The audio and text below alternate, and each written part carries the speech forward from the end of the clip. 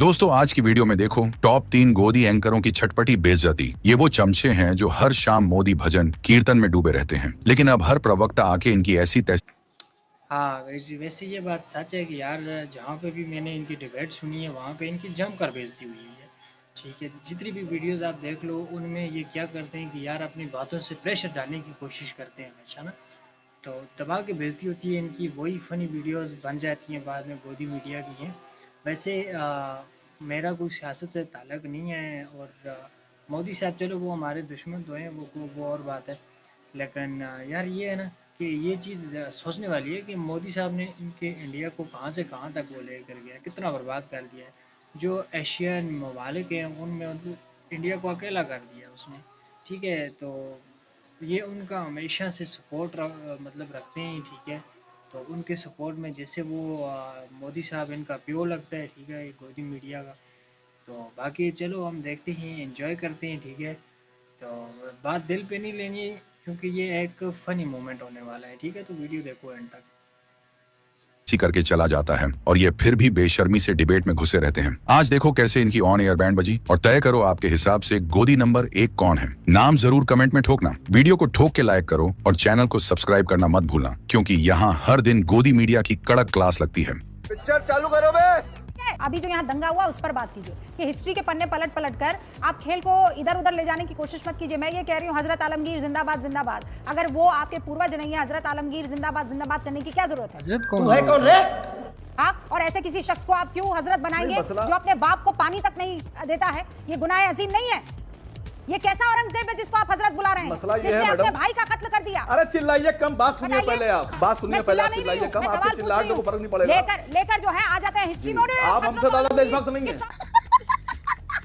साथ इतने सारे लोगों ने काम किया है, किया आप हमसे बड़ी देशभक्त नहीं है। ये दंगा करने का हक किसने दिया आप है? हमसे असीम वकार साहब, ये बताइए मुझे। अरे मैडम आप हमसे बड़ी देशभक्त नहीं है। करवाली बेइज्जती। ये जितने दंगाई हैं अरे ये ओ भैया, यहाँ आप देशभक्ति का उनसे पूछिए ना, सर्टिफिकेट नहीं जाके लेने आई हूँ दंगा मैं। करना है, जिन्होंने दंगा असीम कराया। वकार साहब, ठीक है, मुझे नहीं चाहिए देशभक्ति का सर्टिफिकेट, ना मैं आपको दे रही हूँ। अच्छा भाईजान आपकी देशभक्ति आप जाने, मेरी देशभक्ति मैं जानूं। मुझे जो दिखाई दे रहा है मैं उस बारे में बात मैडम कर मसला आपको सिर्फ रुपया दिखाई दे रहा है और कुछ नहीं दिखाई दे रहा है। बात तो सही है। रुपया कहाँ है बताइए मुझे, दिखाई दे रहा कहाँ है रुपया बताइए, इसके अलावा कुछ नहीं दिखाई दे रहा कहाँ है रुपया बताइए। आपके सर आप पे कहीं उग नहीं रहा देखती है, कुछ। बाल तो ठीक से उग रहा आपको है सर। सिर्फ वो चीज दिखाई पड़ती है जिससे आपका फायदा हो। कहाँ उग रहा है रुपया मुझे बताइए। आप देश को नहीं देखती हैं आप। नहीं कहाँ है रुपया बताइए। देश को नहीं देखती हैं मैडम। कहाँ है आपकी बात तो रुपया मानिए। बताइए मुझे। वेयर इज द रुपया? वेयर इज द रुपया? अरे मैडम आप ऑडियंस बताइए जानती मुझे, है where is the मोदी रुपया? साहब के नहीं आप पास। समझिए मेरी बात को। आप मुझे बताइए रुपया किधर है? मैडम आप बात Where is the बात करने रुपया? दीजिए पूरी। हैं? जो रुपया दिखाई दे रहा है कहाँ मैडम है? आप मुझे बात करने दीजिए।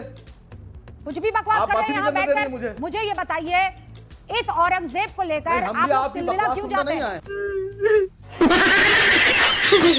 मैडम इतनी आग क्यों लग जाती है कि पत्थर और मैं कोई तलवार खाली- लेकर निकल जाते हैं? मैडम हैं? कर लिया ना उन्होंने आज सरेंडर। अब अरे क्या करें? मैडम आप अपना भाषण बाद में दीजिएगा, मुझे कहने तो हैं? दीजिए। बचा लो मेरी माँ को। नहीं कोई ये भाषण नहीं दे रही हूँ, मुझे सवाल बात तो पूछ रही रखने हूँ। दीजिए पूरी। सवाल का जवाब दीजिए आप। अभी 2 मिनट में सब धो दूंगा आपको।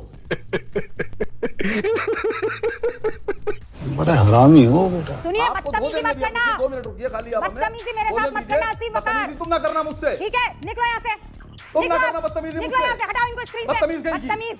बस हवा निकल गई। मुझे गुस्सा आता है। आलोक शर्मा जी, अब कोशिश करूंगी फिर से आपसे पूछूं और उम्मीद है इस बार आप जवाब दीजिएगा। एक इंटरव्यू में डीके शिव कुमार ने यह कहा है और मैं इस बार अंग्रेजी में भी कोट कर दे रही हूं। ठीक है।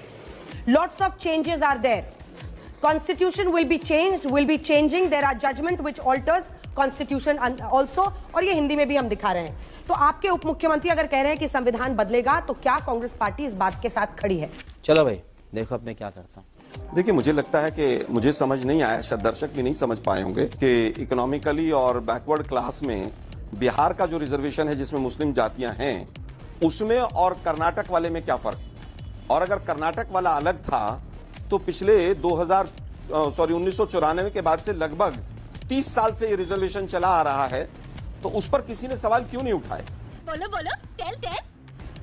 सीधा सीधा सवाल है कि जब ये इकोनॉमिकली बैकवर्डनेस के आधार पर मुस्लिम्स को रिजर्वेशन देने का काम 4% का आपने भी बताया अंजना जी, वो कर्नाटका में पिछले 30 साल से चल रहा था तो बीजेपी को उस पर आपत्ति नहीं थी।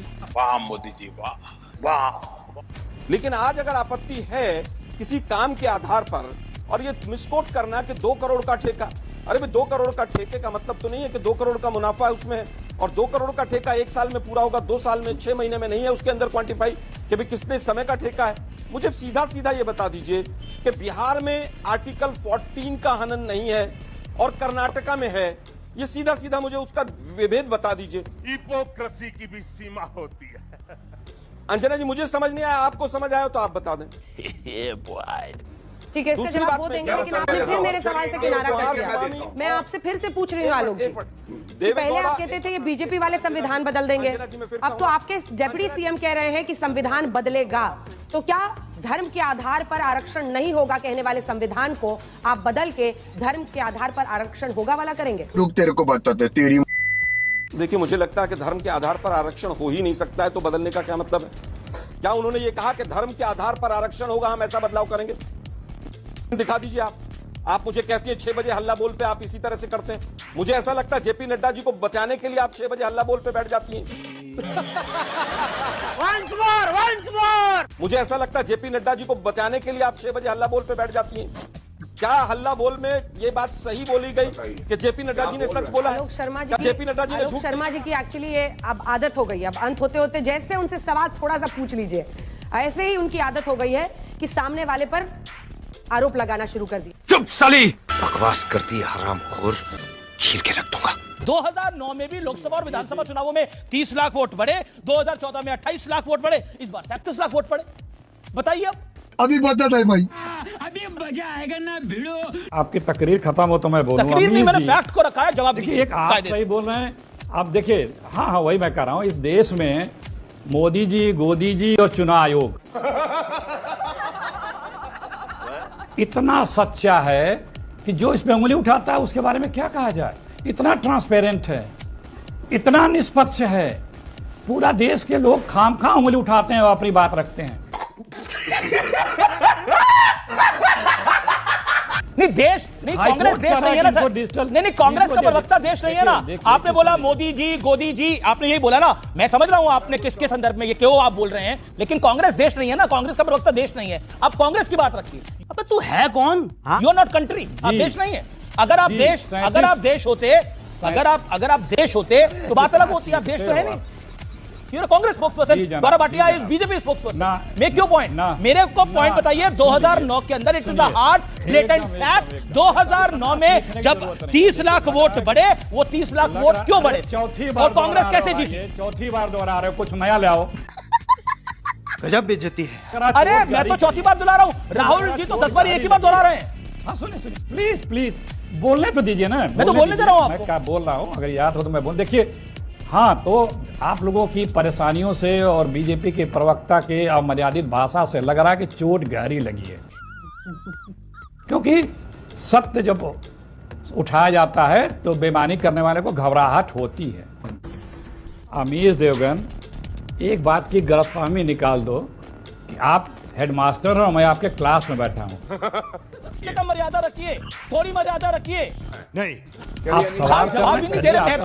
मैं तो याचक बन के आपसे प्रश्न पूछ रहा हूं। मैं तो याचक बन के आपसे प्रश्न पूछ रहा हूं। अब आपको हेडमास्टर वाली फीलिंग आ रही है। बोला आप फिर आपने बोला, अरे भाई कोई फायदा नहीं है आपसे बहस करके।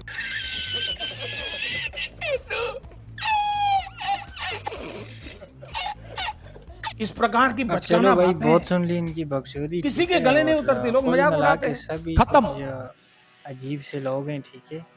तो फिलहाल के लिए कुछ ज्यादा नहीं हो गया, बने रहो मतलब के साथ, कुछ भी। सब्सक्राइब डन कर दीजिए, सपोर्ट कर दीजिए। Thank you, bye.